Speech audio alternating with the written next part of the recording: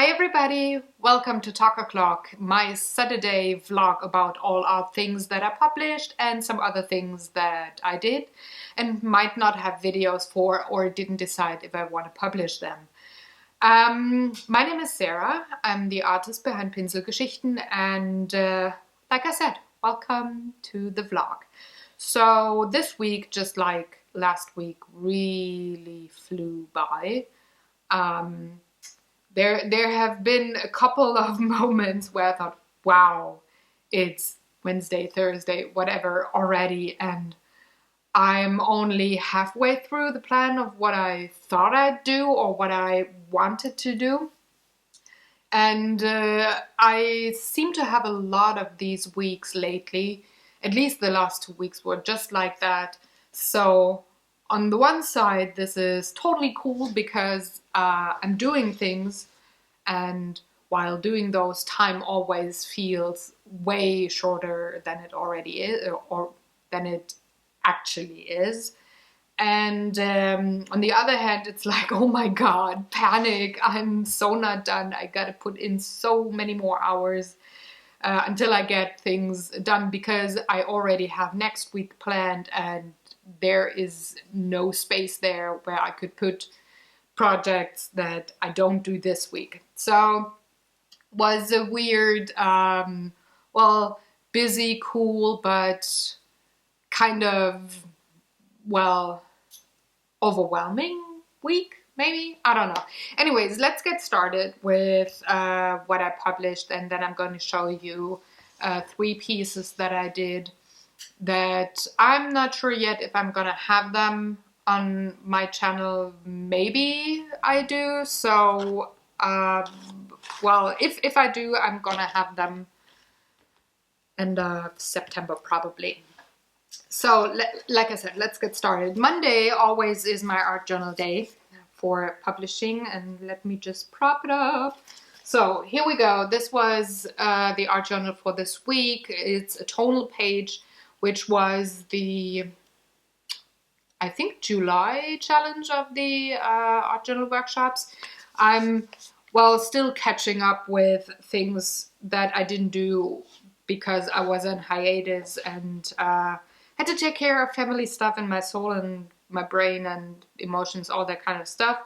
So I'm catching up, and I made this one here. Now, I seem to like green when it comes to having this as a secondary color in paintings. I use green quite a bit, but usually not as my primary color, either for the focal point or as the main color that dominates a painting. So I thought I'd choose all different kinds of green ones for this page here and keep it rather simple when it comes to the theme or the subject of the painting, and just really, well, play with different kinds of media. And I really like the outcome. It's really simple, straight, clean, but also kind of whimsical with the butterflies, but it's not so much in your face theme-wise, color-wise. It's not wild, it's not loud, it's just bright and, well, kind of, yeah, simple, or, well, how to say that, quiet maybe when it comes to theme and or subject of the painting. So this was the Monday video. On Tuesday, I seem to have a lot of flowers and greens. I just see here, used a lot of greens in the parts that in the videos that I shot for this week. I'm just looking at my table and there's lots of green right now. But it's me using green is more like in this painting here, which I published on Tuesday. It's the new Tiny Tuesday, where it's a secondary color. I definitely use it. It's not something that I stay away from. I'm way, well, way more resisting when it comes to different purples, maybe. my favorite color to use is always yellow or orange, but I stay away from very bright pinks or purple a lot of times. And then there's paintings where I use them because I want to use up that color in whatever medium too. So I make myself using a certain color, and it's usually purples or pinks. Anyways, so this is the new Tiny Tuesday, and I seem to have a lot of butterflies. Here's a butterfly again. I had the big page of butterflies. And this was just, well, playing again. I made this one, I think, 3 weeks ago or 4 weeks ago that I actually painted it. That's how long it sometimes stays on my desk until the videos are published. And back then I was definitely in that stage of just getting back into studio work, artwork, playing with media, using it for different kinds of things and just getting the hang of it again. So Tiny Tuesday here. Then I had a video that I actually shot last week, and where you can probably kind of see the difference in just the way I paint or what media I choose to work with. But for this week's Talk-ohhh-Challenge on Thursday, it was woodchuck. And I painted this one here, which is kind of goofy, I think, though not as goofy as the Talk-ohhh-Challenge before or other videos where I just felt I wanted to have a gimmick in a painting. But it looks happy, it looks funny, it looks sweet. And I really liked how it turned out. Now, when I shot it, I wasn't sure if I wanted to have the white in the eyeball of the woodchuck. And I decided not to add it afterwards. When you watch the video, you hear me talk at the end of the video debating about, am I going to add white or not? And I just decided not to, because if you look at photos of this, or if you look at it from maybe, I don't know, a meter away, the brightness in the eye is enough as a contrast against the very dark fur here. So it actually looks kind of white, but not as bright and stock white as you would have had it had I maybe added, I don't know, gouache or something. So I steered clear of the white in that. Now, the last video that I published yesterday was about a painting that's kind of weird. I'm just quickly gonna show it to you. You can see photos and everything on my blog about that, but it's kind of too big for the screen, maybe, is it? Probably, yeah. Anyway, so that is the beast. And this painting here was, well, even a surprise for myself, though I was working on it. It's a so-called Palettendreckbild, which means I'm using a very old canvas that I'm just blackened with acrylics, because underneath there was an old painting or an old piece that I didn't like anymore, or that was just try and error maybe. So I'm reusing canvases, and I'm not only doing that, but whenever I'm having another project where I paint with acrylics, and when I'm done, I still have color on my palette, I don't throw it away, I don't wash it in the sink. I use that color. I'm taking one of those blackened canvases and I'm just putting it on. Whatever is on my palette, just wild scribbles. And at one point, I do see a pattern or a picture or something in the painting, and then I make a painting out of it. And really working on things, maybe. Sometimes it's more like with this one here, I pretty much leave it as it is, because what I did was having the canvas like that, and then I scribbled on the gray and the white, and then I set it aside, and for whatever reason, I'm not sure why, I had it standing like this next to a desk, waiting for the next acrylic color to waiting for the next acrylic color to be added from another project. And then just, it stood there maybe, I don't know, for a week or something. And then one night I was musing about projects and just really sitting in my chair at my computer, listening to music and thinking about art projects that I wanted to do, or do I want to try, what is it that I want to paint. And I just looked at this particular painting here, and it struck me pretty much, was like, what the heck, hold on, that's a beast, like from The Beauty and the Beast from Disney.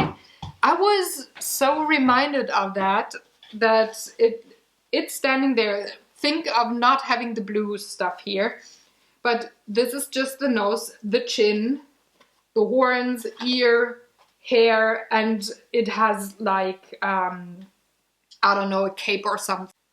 And I was really surprised that I saw something in the painting so quickly, and that I felt I didn't really need to add something that is like a whole painting, or that makes a whole painting, but that I could actually keep it quite abstract and maybe leave more room than usual for the viewer to see whatever they wanted to see.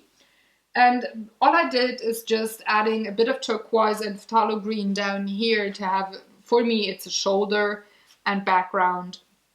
That's that. And since I had a different kind of sandy paste on the canvas from the earlier project, it looks kind of rough and weird, but usually, well, it keeps me looking at the painting, which is something that I don't usually do at my own paintings. I mean, I do, maybe for half a minute or a minute sometimes, but not staring at a painting for longer than that, and, well, not marveling, like, but trying to see other things in the painting other than what I saw while it just stood there. And when I look at it now, I recognize the beast again and again and again. That's the first thing that I see. But meanwhile, if I just rotate it or whatever, I see completely other things. So I challenge you to maybe just rotate the photo or whatever, or look at it from far away and see if you see something else than what I'm showing you, what I see. I'm really curious about that, and maybe you want to let me know if you see something cool and I try to see the same thing that you see, so that would be awesome. Anyways, that was a surprise painting. Took me maybe, I don't know, 5 minutes, 8 minutes, 10 minutes, 15, I don't know, to do that. It was super, super short. One of the quickest projects that happened, because I don't say I worked at it or it came together, it happened. Anyways, so that was the Friday painting. Another thing that I did, and where I come back to what I said earlier, I do have videos for that. I'm not sure yet if I'm gonna publish them, if I feel like it, or in what order I might publish them later. But I had a Tiny Tuesday, and I can't remember right now which number it was, but I'm gonna have a photo here. I had that Tiny Tuesday with the bluebird, and one of my customers ordered it with an orange bird, because she likes orange, apparently, with the browns. And so I made it and sold it to her. And then very recently, actually last week, she asked me, because she associates that painting with winter. and asked me if I could do all the other seasons. So we talked about what she wanted, and she wanted spray paints again and one tiny animal in each painting with, again, the orange. That's pretty much what she wanted to have as, well, the connecting thing through all the paintings, though every painting on its own is very different. So I made spring, summer, and autumn for her, and before I give them to her, here are the photos. This is spring. I made that one, again, butterfly, that is sitting on the tree branch there. Then there's summer with a tiny bug in the grass. And my favorite, there's autumn with some other tiny creature on a leaf. So I do have, like I said, the videos for those, and I'm debating with myself, am I going to publish them? Because usually every Tiny Tuesday is way different than the one before, and these are kind of similar, and they are also similar to the one with the branches and the bird. So I might have them on my channel by the end of the month or early October, when it's time to have things on the channel when Spiel is coming up and I'm pretty much not home. I'm not sure yet, but I will probably decide next week, because then I gotta work on those kind of schedules. Also, I've been starting to work on the documented life project pieces again. I haven't done anything yet, like producing, but I've been thinking a lot about the first challenge that I missed, or the first prompt that I missed. And usually when I have these kinds of prompts, it's fairly quickly that something comes into my head. I'm talking 5 minutes or maybe 10. But I've been reading the prompt, I think it was 2 days ago or 3 days ago, and nothing popped into my head yet where I said, oh yeah, that's it. That's what I want to do. I have bits and pieces or things that I could do, but nothing that really draws me to my table and says, you got to produce that right now.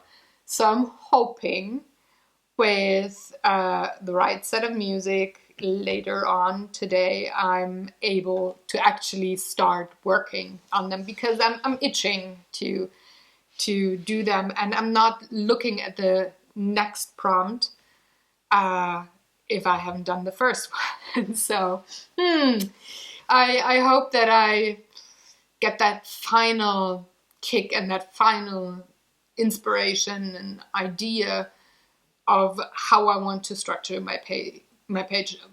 The challenge currently with the one for me is that I'm working on DNA 5, which is quite the small surface. It's not as small as the Tiny Tuesdays, which is pretty much the smallest surface that I work on, but it's not my usual and making me most comfortable size. I'm A4 and bigger. I like to work on huger surfaces. However, my calendar is A5, and since they go into my calendar, I want them to fit those prompts, those pieces that I produce. And also, well, it stretches my legs a bit, or it exercises the art muscle. So I'm not, well, cheating on myself, like saying, okay, for this one I'm gonna make it on another size of surface. No, I have to make it A5. That's just the weird me. So yeah, hoping for the final tiny bit of inspiration there to get going, because I know once I have the first one done, I can look at the next prompt and make it right away, and the next prompt and make it right away. It happened the same way when I started with the Documented Life project, and it was in March, so I had January, February and March to work at all at the same time, And it took me like 2 days to produce maybe 10 or 11 pieces. And I know that the same thing will happen once I have that first one done. And well, I'm not struggling, but I'm itching to have it done and not just make something to get to the next prompt, but to do something that I will at least somewhat like when I flip through my calendar for the year. So yeah, that's been my week. I also ordered some art stuff, which I probably will have on Monday. I'm very curious, and we'll talk about that probably in the next Talk-ohhh-Challenge. Yeah, new material to try out and do stuff. So yeah, that's that. I think that's enough for one vlog, is it? I hope.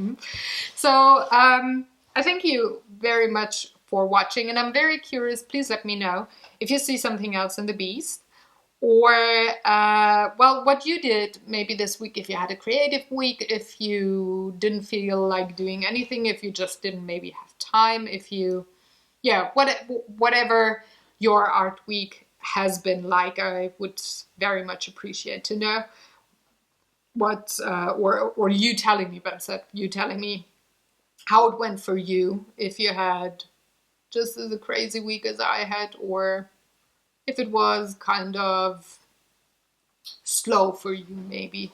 Anyways, happy weekend, take good care, have fun, maybe steal an hour or two and create something.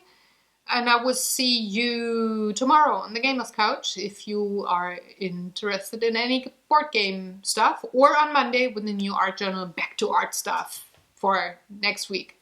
So do the good YouTube stuff, like, share, subscribe, and I'm gonna see you. All right? Have a good one. Bye-bye.